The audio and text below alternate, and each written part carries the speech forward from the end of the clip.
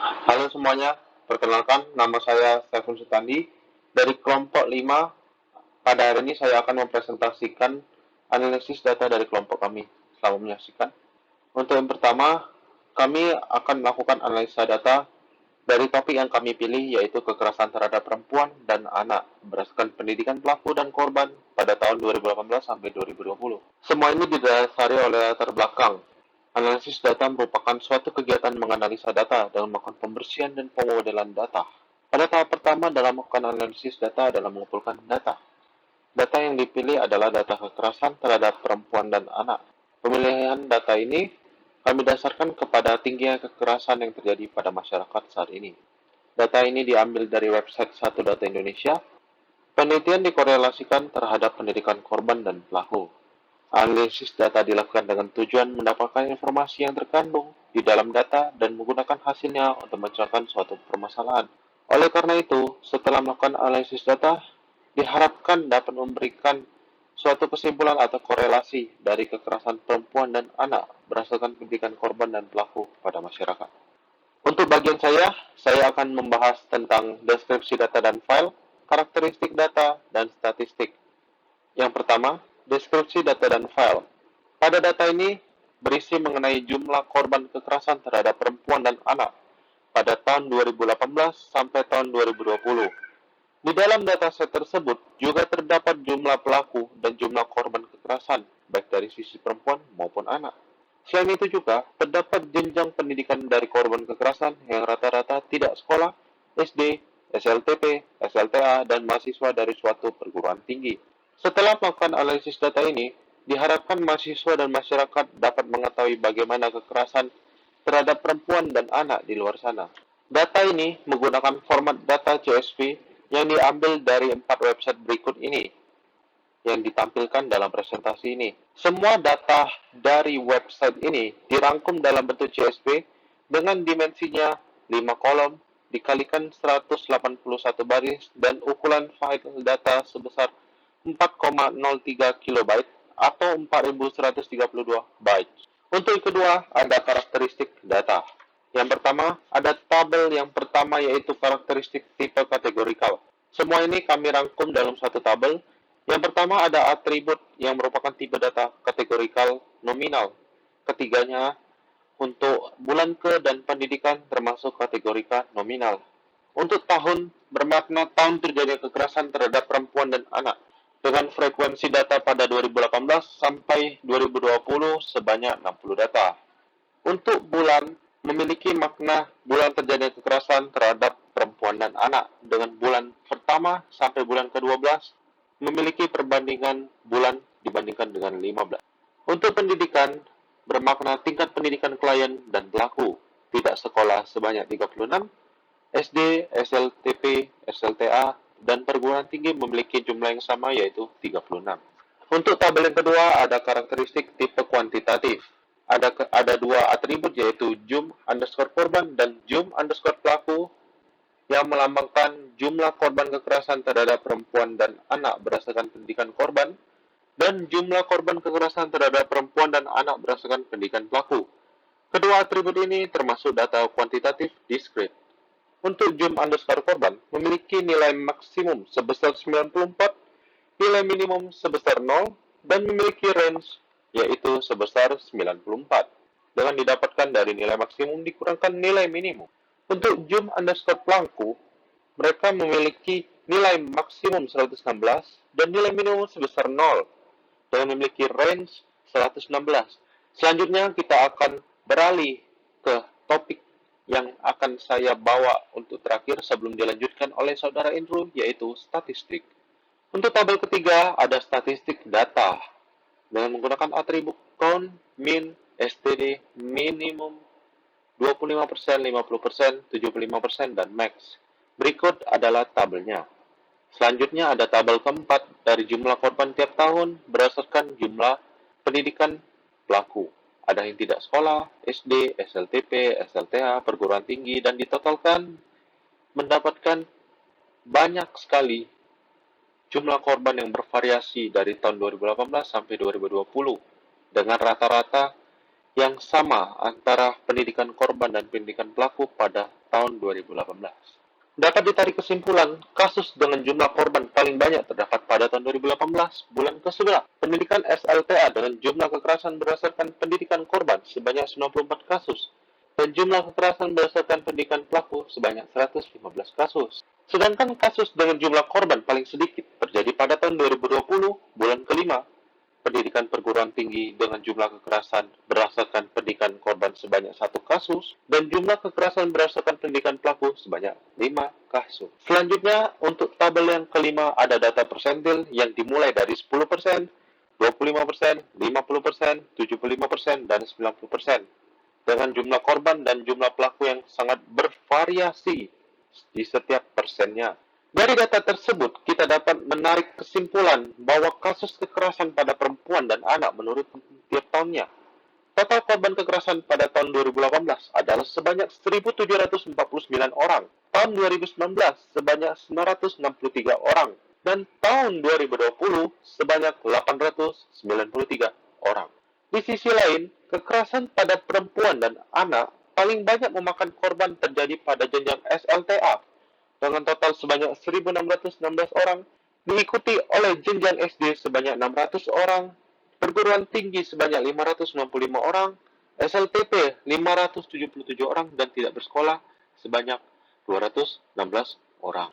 Hal ini menunjukkan bahwa jenjang SLTA adalah jenjang yang paling perlu mendapatkan perhatian karena begitu banyaknya korban kekerasan. Data tersebut juga menunjukkan bahwa ada beberapa kasus yang tercatat, namun pelaku tidak ditemukan. Hal ini perlu mendapatkan perhatian yang lebih, karena jika pelaku kekerasan masih berkeliaran kemana-mana, akan membahayakan calon korban selanjutnya, baik pada perempuan maupun anak. Untuk agenda selanjutnya akan dilanjutkan oleh saudara saya, Andrew. Silakan, Andrew. Selanjutnya kita akan membahas bagian visualisasi dan korelasi data. Tiga grafik ini menunjukkan data pada tahun 2018, 2019, dan 2020 dari tingkat pendidikan pelaku dan korban di tingkat tidak sekolah. Grafik pertama menunjukkan data korelasi tidak ada, karena berapapun jumlah korban yang ada, jumlah pelaku tetap nol. Sedangkan pada data 2019, angka korelasi merupakan min 0,518. Angka negatif berarti kedua grafik tersebut saling berbanding terbalik. Hal ini dapat kita lihat juga dari grafik tersebut, di mana jika angka korban menurun, angka pelaku akan naik. Selanjutnya, data pada tahun 2020, angka korelasi merupakan 0,05579. Angka tersebut mendekati angka 0. Jadi kita dapat menyimpulkan bahwa grafik jumlah korban dan jumlah pelaku itu tidak ada. Selanjutnya di tingkat SD, jika kita melihat dengan sama, kita dapat menemukan pada tahun 2018 dan 2019 pada bulan ke-6 korban mencapai nilai minimum. Namun minimum dibandingkan bulan sebelumnya. Kita menduga bahwa hal tersebut terjadi karena adanya masa liburan menjelang tahun baru. Namun pada tahun 2020 bulan ke-6 merupakan nilai yang lebih tinggi dibandingkan bulan ke-6 pada tahun sebelumnya. Jika kita melihat dari tahun 2020, kita akan melihat COVID-19 juga terjadi pada tahun 2020. COVID-19 yang terjadi di Indonesia mulai memasuki Indonesia pada bulan kedua. Jadi kita menduga bahwa kekerasan jumlah korban meningkat pada bulan ke-6 di tahun 2020 terjadi karena COVID-19. Selanjutnya di tingkat SLTP, grafik 2018 tahun 2018, angka korelasi menunjukkan 0,969. Hal ini menunjukkan hubungan korban dan jumlah pelaku itu sebanding. Lalu pada tahun 2019, angka korelasi adalah 0,157. Hal tersebut mendekati angka 0. Jadi kita menduga antara jumlah korban dan jumlah pelaku itu tidak ada hubungan. Pada tahun 2020, angka korelasi adalah 0,095. Jadi jumlah korban dan jumlah pelaku itu tidak ada. Selanjutnya pada tingkat pendidikan SLTA. Korelasi pada tahun 2018 adalah 0,9303. Jadi kita menduga jumlah hubungan antara jumlah korban dan jumlah pelaku itu sebanding. Pada tahun 2019, angka korelasi adalah 0,6726. Jadi kita menduga jumlah korban dan jumlah pelaku hubungannya itu sebanding. Pada tahun 2020, angka korelasinya adalah 0,7056.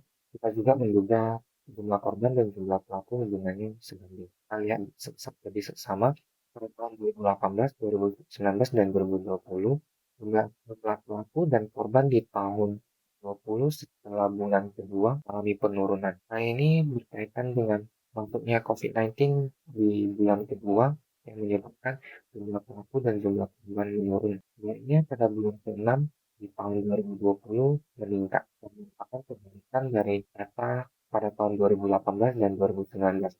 Selanjutnya merupakan tingkat pendidikan dari perguruan tinggi. Pada tahun 2018, angka korelasi adalah 0,4083, di mana jumlah korban dan jumlah pelaku itu sebanding. Selanjutnya di tahun 2019, korelasi adalah 0,6302, di mana jumlah pelaku dan jumlah korban sebanding. 2020, angka korelasi menunjukkan 0,811, di mana jumlah korban dan jumlah pelaku itu sebanding. Tapi kita lihat pada tahun 2019, jumlah korban dan jumlah pelaku itu sama. Misalnya, pada bulan ke-1 ke kedua, kemiringan pada jumlah pelaku itu naik, dibandingkan dengan kemiringan dari grafik jumlah korban di bulan ke-1 dan bulan kedua. Namun, pada bulan kedua ketiga dan 11 ke 12, pendidikannya itu tidak sama. Ini menunjukkan pada bulan kedua bulan ketiga di tingkat pendidikan perguruan tinggi memasuki semester baru. Jadi jumlah korban menurun, jumlah pelaku meningkat karena stres. Bulan 11 sampai bulan 12 kemiringannya itu tidak sama karena mahasiswa mempersiapkan UAS. Jadi karena stres jumlah korban menurun. Selanjutnya kita akan membahas tentang data tracing. Menganalisa data ini itu kami mencari sebuah data dari kekerasan wanita dan anak berdasarkan tingkat pendidikan dari korban dan pelaku. Kami menemukan banyak masalah. Pertama, kami menemukan data yang perlu digabungkan menjadi satu. Yang kedua, terdapat dua data yang memiliki tingkat pendidikan PAUD, di mana dua data tersebut adalah data pada tahun 2019 dan data pada tahun 2020. Sedangkan data pada tahun 2018 itu tidak ada tingkat pendidikan PAUD. Yang ketiga, susunan data yang ada terbalik, misalnya pelaku dan jumlah korban pun terbalik. Yang keempat, data yang ada terlalu banyak sehingga susah dicek kesalahan penulisan angka. Penyelesaian yang kami lakukan dari masalah tersebut adalah yang pertama, data tersebut kita copy satu-satu menjadi satu Excel yang memiliki ekstensi CSV. Yang kedua, data yang memiliki tingkat pendidikan PAUD kita hilangkan tingkat pendidikan dari PAUD dari data tersebut. Ketiga, setelah data terbaik kita balikkan data satu persatu. Karena kita balikkan data satu persatu, maka tersebut akan memiliki data yang duplikat. Sehingga untuk mengeceknya kita melakukan pengecekan berkala, lalu bagian yang sudah benar kita highlight. Lalu kita dapat hasil dari jumlah korban terhadap jumlah pelaku di tahun 2018 secara keseluruhan adalah 0,696. Korelasi jumlah korban terhadap pelaku di tahun 2019 adalah 0,696 juga. Sedangkan di tahun 2020 adalah 0,698. Semua angka korelasi memiliki nilai lebih besar dari 0. Jadi, kita dapat menyimpulkan bahwa kedepannya pasti jumlah korban sebanding dengan jumlah pelaku. Dalam pengerjaan data analisa ini adalah tugas akurat membuat statistik berdasarkan laporan bagian tersebut dan mengedit video presentasi. Tugas Andrew adalah pembuatan visualisasi dan korelasi beserta laporan bagian tersebut, lalu mencari dan menggabungkan data dan presentasi. Tugas Stephen adalah pembuatan deskripsi data dan file beserta laporan bagian tersebut dan presentasi. Tugas Evina adalah pembuatan karakteristik data beserta laporan bagian tersebut dan pembuatan dan penyusunan file PowerPoint dan laporan. Dan presentasi dari tim kami tentang data kekerasan wanita dan anak berdasarkan tingkat pendidikan dari korban dan pelaku. Terima kasih.